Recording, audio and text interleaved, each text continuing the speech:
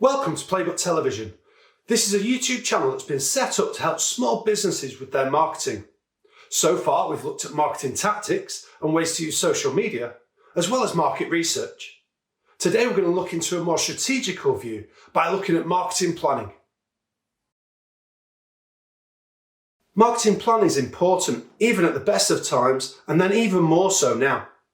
It helps you look at what you want to achieve and gives you direction. You look at the business environment and your target consumer to uncover opportunities. You set out objectives and quantify these so that you get return on investment. And best of all, you tailor all your marketing to your target market to ensure the best possible outcomes. Let's have a look at a presentation that goes through the process in a little more detail. So first of all, I've laid it out in 4 steps here. We want to look at what you want to achieve, your research, then select your strategy, and then plan and execute. So, without further ado, let's look at what you want to achieve.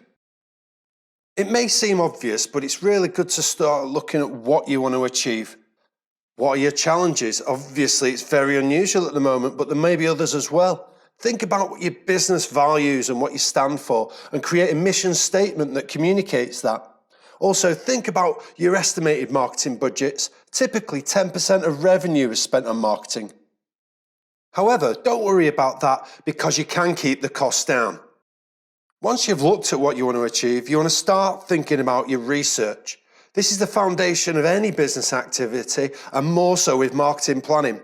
Look at it from 3 angles. Look at the business environment, your consumer, and within your business. First of all, let's look at the business environment.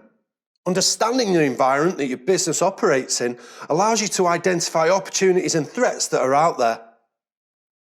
Start off by assessing your market. This is also known as your microenvironment. Think about the power of the competition. Think about the power of the consumer. And also, it's worth thinking about the power of your suppliers. The microanalysis also includes looking at substitute products and services, and as well threats of entrance to the market. These could have big impacts upon your marketing planning. Next, we should assess our wider business environment. Look at political, economic, social, technological, environmental and legal factors that could impact upon what we're going to do with our marketing, or even outline further opportunities and threats. Understanding all levels of your business environment not only helps with this process, but it gives you a competitive advantage because you'll have knowledge that others don't. All good businesses have a good understanding of their consumer, so the consumer research part is probably something that you're doing already. However, the planning process allows you to make this a lot more formal. Marketing is all about meeting consumer needs and wants, so make sure this is the focus of your consumer research. Use data that you might already have on what consumers are using and when they use it. And it's also a really good idea to ask them directly with surveys. You can do this quite easily using technology. Please check out our previous video for some inspiration on that. Internal research within your business is also a really good idea. You might know this already, but get it down on paper. The idea of internal research is matching your capabilities to what you're going to do with your marketing plan. You might want to start off by looking at your assets. Think about tangible assets you own that are physical, such as cash and equipment, and then intangible ones, such as skills that you possess and what you do best. Assess your current marketing efforts also with your internal research. Use the 4 Ps as a guide. Look at your product and how it meets the needs and wants of your consumers. Can you widen your product range and offer different things? Look at your price. Are you priced at the right level for consumers? Of course, the current business environment is going to impact that at the moment. Look at your promotional methods you're using as it is. What's working? What's not? Is there anything that you have lacking there?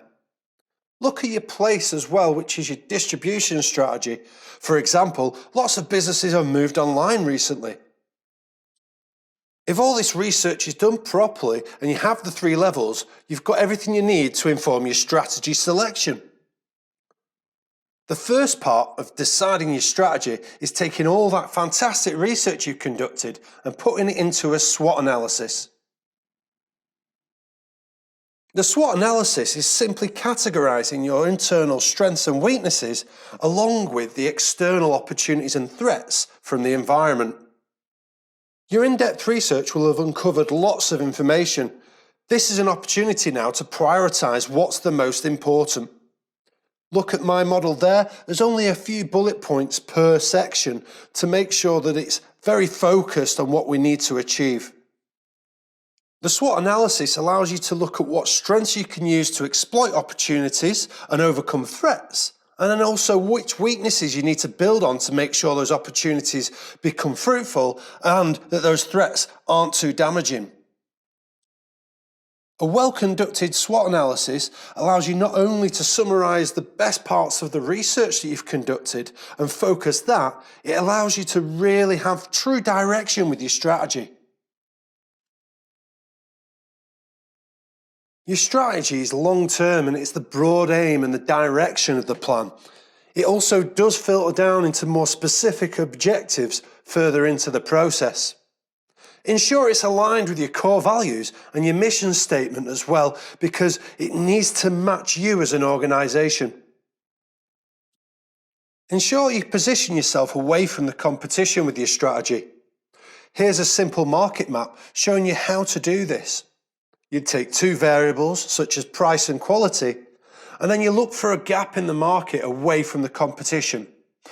Be aware though, some gaps are false because nobody would pay for something that's low quality and high price. Once you've arrived at your strategic direction, it's time to plan and execute.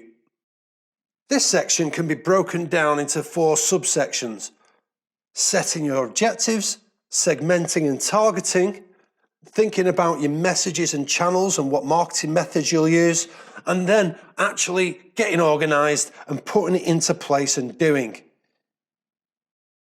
As mentioned before, the values and mission statement filters down into the strategy, and then the strategy filters down into the objectives. These are the detailed goals and how you're going to achieve what you've set out as your direction now. An easy way to make sure that these are detailed goals is by making sure that they are SMART. This stands for specific, measurable, agreed, realistic, and time-bound. Ensuring that your objectives are specific allows you to have the level of detail that you need.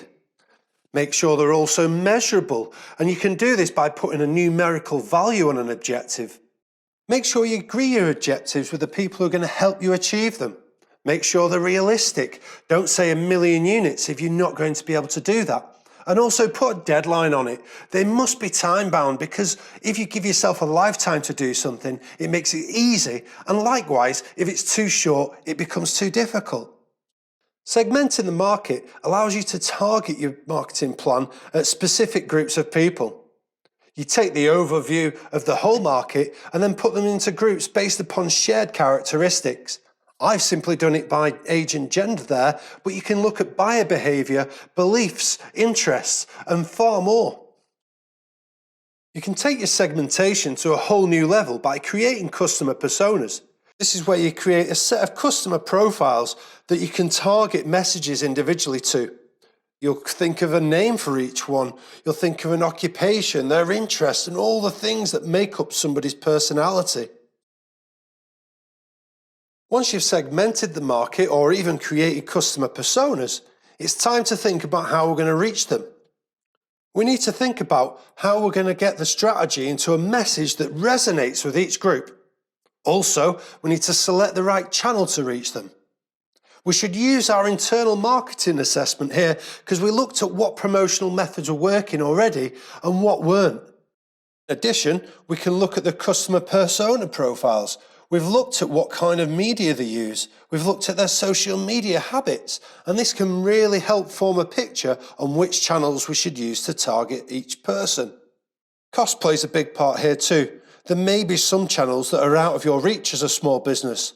However, we are lucky that we live in a digital age and we can find very targeted and effective methods of reaching our target personas.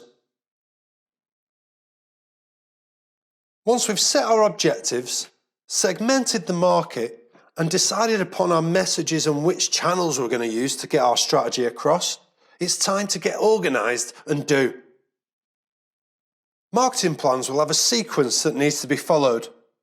You need to think about the order in which tasks need to be completed. Put this in a logical order.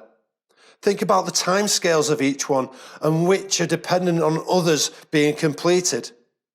Make sure that you keep an eye on cost, because it's quite easy at this part to move away from the initial budget because we get carried away with trying to add extra parts in. Make sure you look at which tasks belong to which people. Making sure you have responsibility means that your plan is accountable. Lastly, factor in monitoring. This has to be a flexible document that we can change if one part isn't working.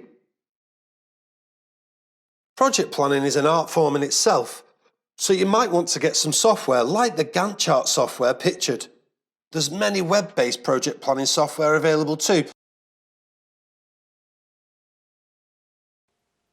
So, there you have it, the marketing planning process. It is a bit more complex than that, and each stage goes into a bit more detail. So please do get in touch by the links below if you need some more assistance on that. We're offering free help at the moment. Also, please don't forget to subscribe, and thank you very much for watching. I'll see you next time.